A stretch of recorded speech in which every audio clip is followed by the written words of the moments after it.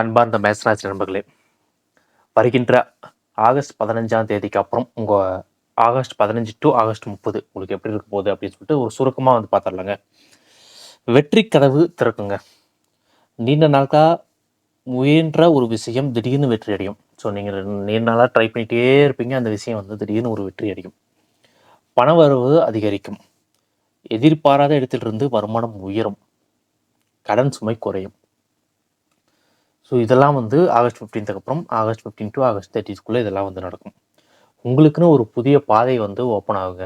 அது வேலையில இருக்கட்டும், இல்ல வியாபாரத்திலயா இருக்கட்டும், இல்ல கல்வியிலயா இருக்கட்டும். ஸோ உங்களுக்குன்னு வந்து ஒரு புதிய பாதை வந்து ஓப்பன் ஆகும். ஸோ கல்வியில வந்து உங்களுக்கு வந்து சிறந்த ஒரு மாற்றம், ஒரு சிறந்த இல்ல ஒரு பெரிய மாற்றம் வந்து ஏற்படுத்தி குடுக்குங்க. இந்த 15க்கு அப்புறம் உங்களுக்கு 30க்குள்ள உங்களுக்கு வந்து பெரிய மாற்றம் வந்து ஏற்படுத்தி குடுக்கும். நல்ல சிந்தனை வரும். உங்களுக்கு நல்ல ஒரு ஆர்வம் வரும். படிக்க தூண்டக்கூடிய ஒரு ஆர்வம் வரும். நல்ல ஒரு சிந்தனை வந்து ஏற்படுத்தும்.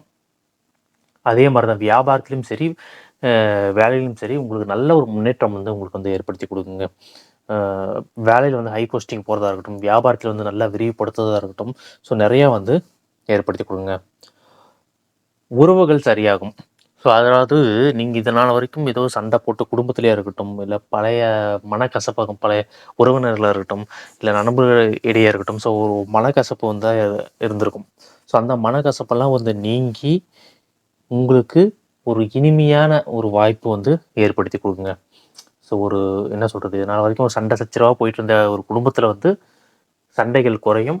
நண்பர்களிடையே வந்து புரிதல் ஏற்படும். உறவினர்களிடையே ஒரு புரிதல் ஏற்படும். உங்க வார்த்தைக்கு வந்து ஒரு மதிப்பும், மரியாதையும் வந்து கண்டிப்பா வந்து கூடுங்க.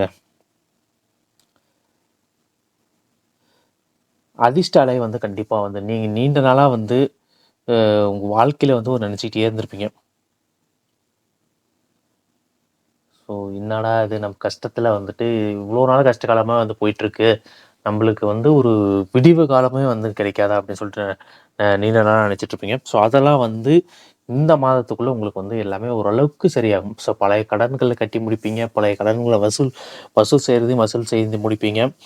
அது மட்டும் இல்லாம ஒரு நல்ல செய்தி, அதாவது ஒரு குட் நியூஸ், அதிர்ஷ்டமான செய்தி. ஸோ அதிர்ஷ்டமான செய்தி வந்து உங்களுக்கு வந்து சேருங்க. கண்டிப்பா அந்த அந்த செய்தியால நீங்க உங்களுக்கு உங்களோட பொருளாதாரமா இருக்கட்டும், உங்களோட மனசா இருக்கட்டும், கண்டிப்பா வந்து சந்தோஷப்படக்கூடிய நிலைமையா தாங்க கண்டிப்பா இருக்கும்.